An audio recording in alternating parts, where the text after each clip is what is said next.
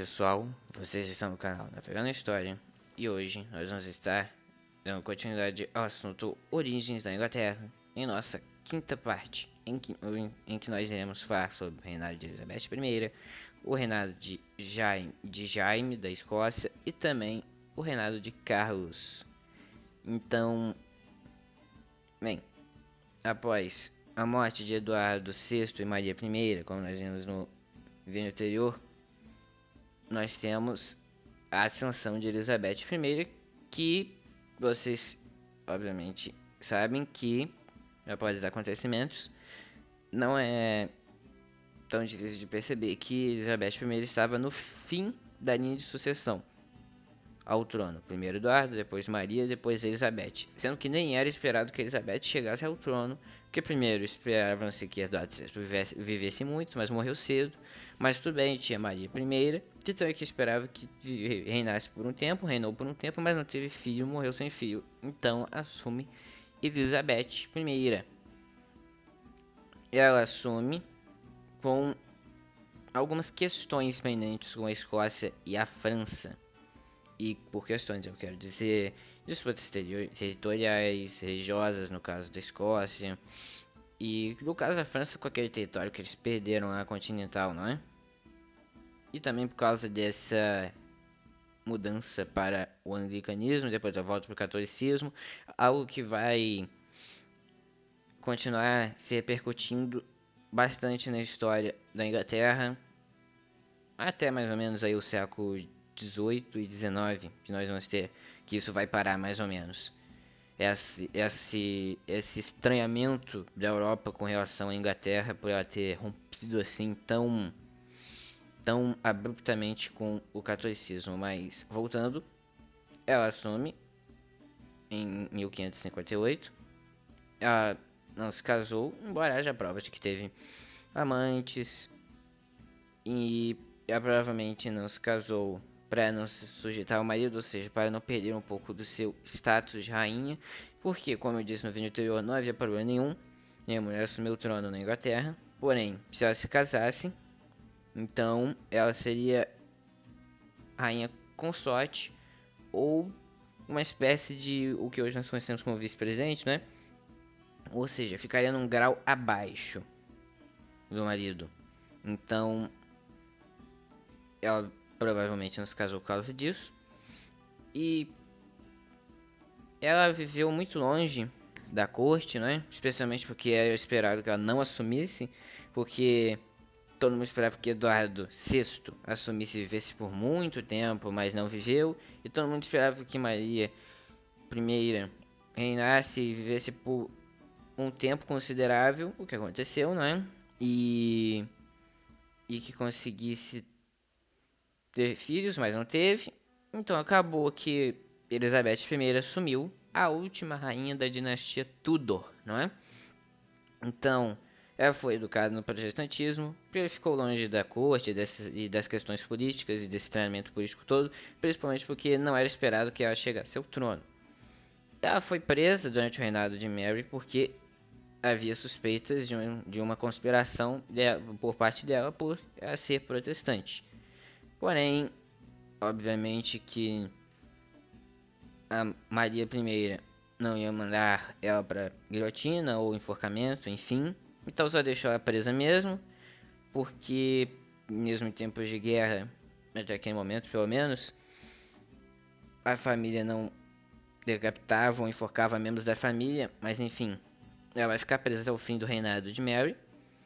Então Maria morre e ela vai assumir em 17 de novembro de 1558, dando início à Era de Ouro Inglesa, que vai durar do início do seu reinado até o fim dele, mais ou menos uns 48 anos, por volta disso.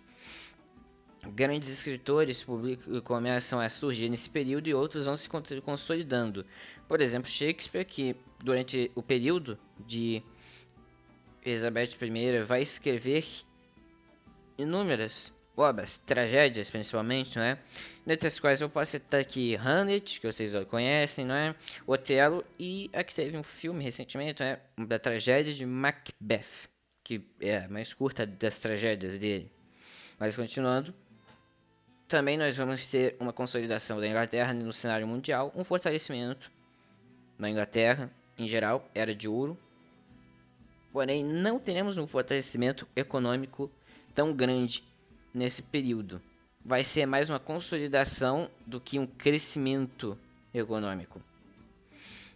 Então, durante seu reinado, ela vai restaurar o anglicanismo, mas não pense que por causa de sua educação protestante, que ela seria muito protestante.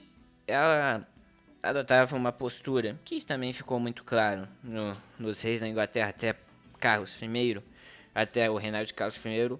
Os reis da Inglaterra adotaram uma postura mais neutra, não é? Não sou protestante, mas também não sou católico, por isso, tanto que o anglicanismo era uma junção desses dois. Ela vai fazer até uma reforma no anglicanismo, restaurando alguns princípios que haviam sido dilapidados, não é?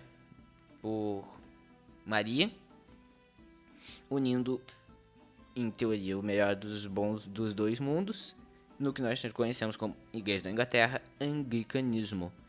Porém, o puritanismo que surge durante esse reinado, não é? Vai se fortalecendo durante Henrique VIII, depois Eduardo VI, é severamente perseguido com Maria I, também será severamente perseguido no reinado de Elizabeth I, porque eles queriam uma aproximação ao calvinismo, a tulipa, os 5 pontos da reforma protestante, não é? Mas Elizabeth, como eu disse, era adepta da neutralidade, não queria arrumar problemas com os católicos, então persegue os puritanos que fogem para as 13 colônias, que exatamente como todos nós conhecemos, não é? Vão se formar depois os Estados Unidos da América. Mas por enquanto eles vão para as 13 colônias para fugir, não é? Para fugir de Elizabeth I, da perseguição dela. Então, essas medidas, voltando para o anglicanismo, ainda que ela tentasse adotar essa neutralidade, desagradaram até mesmo, continuaram desagradando os católicos. Porque, assim como os puritanos não estavam satisfeitos por causa que não havia uma guinada rumo ao calvinismo, os católicos também estavam satisfeitos porque não havia uma guinada rumo ao catolicismo, ao papado, não é? Então essas medidas vão desagradar Filipe II da Espanha, sim, aquele mesmo do vídeo anterior que se casou com a Maria. Então Filipe II não fica feliz com isso, obviamente, e invade a Inglaterra em 1588, no que nós conhecemos como a Grande Armada. Como você pode ver aí nesse mapa, eles tentam uma invasão pela parte noroeste das ilhas britânicas, mais ou menos onde você vê Hebrides, Orkneys, passando por Ferraise, não é? Enfim, eles saíram da parte sul da Península Ibérica, então cruzaram o estreito que faz fronteira entre a parte norte da França e a sul das Ilhas Britânicas, passaram a leste, depois desceram e tentaram ir de oeste para leste, ou seja, cruzando as ilhas britânicas, mas como pode ser visto nesse mapa, não deu muito certo. Ficou conhecido como a Invencível Armada durante a União Ibérica, não é? Também que foi um dos motivos para Portugal se separar da Espanha, porque União Ibérica. Então, as minhas lutas também são as suas lutas, um por todos, todos por um. Então, se a Espanha arrumasse problemas com a Inglaterra, então Portugal também estaria arrumando problemas com a Inglaterra, o que, como vocês lembram daquele acordo entre Portugal e Inglaterra, que existe até hoje, não é? Obviamente os portugueses não queriam arrumar problemas com os ingleses, mas foram forçados por causa da União Ibérica. Filipe II, rei de Espanha e também rei de Portugal, guerreou em 1588 contra a Inglaterra, perdeu feio, e nessa batalha fica muito óbvio que o poderio naval inglês tinha um potencial, Ficou óbvio também que os espanhóis não poderiam chegar aos pés dos ingleses. Também ficou muito óbvio que uma política armamentista poderia ser impetrada com sucesso na Inglaterra. Então, a partir dessa invencível armada, dessa batalha da invencível armada, os ingleses vão tentar se consolidar militarmente, especialmente naval, na parte naval, né, nos navios. Ainda naquela época nós tínhamos as caravelas, mas depois, tanto que, por volta de 1905, por volta aí do começo do século XX, final do século XIX, nós temos o lançamento às águas do HMS Dreadnought, que vai estabelecer padrões, né, para a guerra naval, o estilo de blindagem, o estilo dos canhões, mas isso é assunto para um outro vídeo. Voltando para o tema deste, em 1587, Elizabeth I é forçada a indicar Jaime I da Escócia, Jaime VI da Escócia, perdão, como seu sucessor, porque ela não tinha filhos e ficou muito óbvio que ela ia morrer sem filhos. Então, ela foi forçada a aceitar Jaime VI da Escócia como seu sucessor assim que ela morrer. E ela vai morrer em 1603, provavelmente de infecção respiratória, dando fim à Era Tudor e à dinastia dos Tudor, além do fim da Era de Ouro inglesa, dando início ao reinado de Jaime VI da Escócia, agora Jaime I da Inglaterra. Então, em seu reinado, ele vai dar continuidade a esses esforços de Isabel em unir o catolicismo e o protestantismo, em conciliar os dois mundos, né? Algo que, como eu disse, vai ser muito característico dos reis deste período, tentar unir católicos e protestantes. Os ingleses tentaram não assumir partido, mas o próximo rei vai achar que vai fazer da neutralidade uma religião, não é? Mas continuando. Então, ele entra na Guerra dos 30 Anos contra os Habsburgo lá em 1618, no final do seu reinado. Guerra dos 30 Anos, que foi Habsburgos contra boa parte da Europa, com algumas outras partes da Europa também lutando contra eles. E nesse mapa fica muito óbvio que depois da Guerra dos 30 Anos, com a derrota dos Habsburgo, vitória dos ingleses, o Sacro Império Romano-Germânico não conseguiria se manter. A influência dos Habsburgo também estava diminuindo. Estava também ficando muito óbvio que esse Sacro Império teria que adotar um federalismo, mas isso é assunto também de outro vídeo. Voltando, mas essa vitória vai vir depois, porque 30 anos, já estava no fim do reinado, já estava perto da morte, Jaime I. 7 anos depois, em 1725, ele vai morrer, assumindo então Carlos I. Então, lembra quando eu disse que até agora os reis, a partir de Elizabeth I, né, tivemos 48 anos de Elizabeth I tentando conciliar, tivemos mais uns 22 anos aí de reinado de Jaime I, também tentando conciliar católicos e protestantes. Lembra disso? Carlos I chega, não necessariamente querendo conciliar não quer conciliar católicos e protestantes, não quer que os dois fiquem satisfeitos com o governo, não quer satisfação religiosa. O que ele quer? Lembra quando eu disse que ele vai fazer da neutralidade uma religião? Então, em seu reinado, ele vai assumir, além de intensificar sua participação na Guerra dos 30 Anos, ele vai falhar em libertar os protestantes franceses, vai falhar em tomar Cádiz, mas ele também vai tentar impor o anglicanismo frente ao calvinismo e presbiterianismo.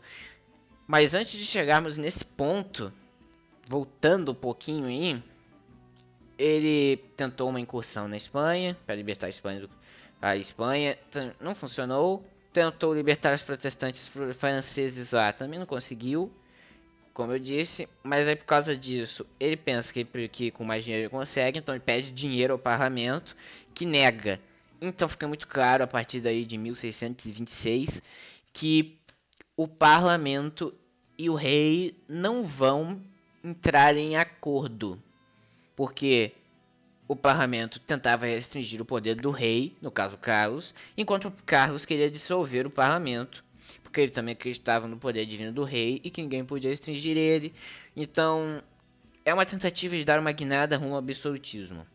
Porque nos outros reinados, até mesmo Henrique VIII teve a prudência de não tentar peitar o parlamento, mas, porém, Carlos I não teve toda essa expertise política para isso, e então ele resolveu que ia dissolver o parlamento, dissolveu mesmo em 1629, vai assinar paz com a França também em 1629, durante uma guerra que os dois estavam tendo naquele período também, vai assinar também no ano seguinte uma paz com a Espanha, na outra guerra que eles estavam tendo, mas essa paz não vai durar muito, porque nós vamos ter a guerra, nós vamos ter também uma guerra franco-espanhola com o apoio, não com a participação, mas com o apoio inglês, uma participação aqui e ali, mas também não muito efetivo como foi na Guerra dos 30 Anos, mas voltando, ele vai então, depois de uma relativa estabilidade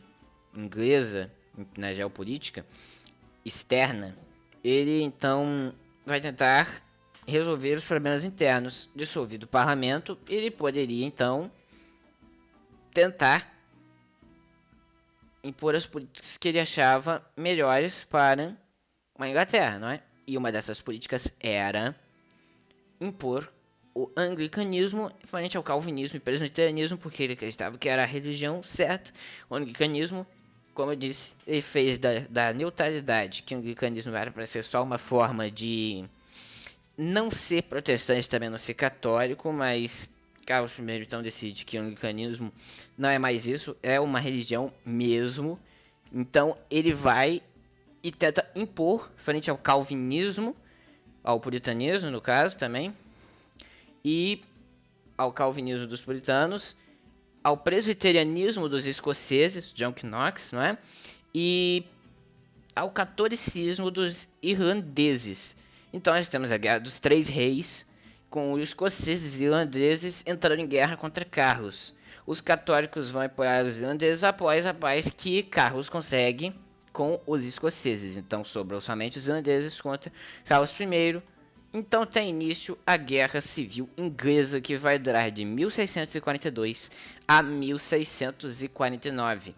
A Inglaterra então vai ficar dividida entre noroeste, os monárquicos, e o sudeste, incluindo Londres, os parlamentaristas. Dentre os parlamentaristas surge Oliver Cromwell, que vai derrotar os monarquistas em Marston Moor, em 1643, e Naseby, a pintura aí, em 1644.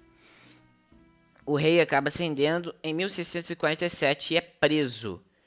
Cromwell, então, domina o parlamento e, usando o parlamento como seu braço, ele exige inúmeras restrições ao poder de Carlos para que ele possa votar o poder. Então, Carlos tinha que aceitar uma lista de exigências feitas pelo parlamento Cromwell para poder votar ao poder. Obviamente que ele recusa, absolutista como ele é, não ia aceitar isso, então ele recusa, foge e entra em conluio com os escoceses para derrotar o parlamento em 1648. Mas aí você pensa, tá bom, mas os escoceses não eram inimigos, mesmo depois da paz, eles não eram inimigos? Então, Carlos então decide desistir dessa guerra santa dele, né? E resolve fazer um acordo com os escoceses. Se eu vencer, eu deixo vocês serem presbiterianos, eu sou anglicano, vocês podem ser presbiterianos. Então os escoceses, obviamente, aceitaram isso e lutaram ao lado de Carlos. Mas em 1649 ele perde a guerra, é assassinado, morto, decapitado, enforcado, enfim. A pena de morte é aplicada nele e a monarquia é abolida, iniciando então a República de Cromwell, que vai durar por que vai ser um período de transição até termos a reascensão da monarquia na Inglaterra e depois teremos a Revolução Gloriosa, o estabelecimento da monarquia constitucional inglesa, que perdura até os dias atuais, embora a monarquia tenha perdido um pouco do seu status, não é? De poder, chefe, a rainha governa, a rainha reina, mas não governa, não é? Mas, enfim, isso é assunto para a parte 6, não é? A República de Cromwell e a Revolução Gloriosa. Mas por enquanto, por hoje é só. Valeu, até o próximo vídeo, não se esqueça de se inscrever no canal, deixar o seu gostei. Tchau.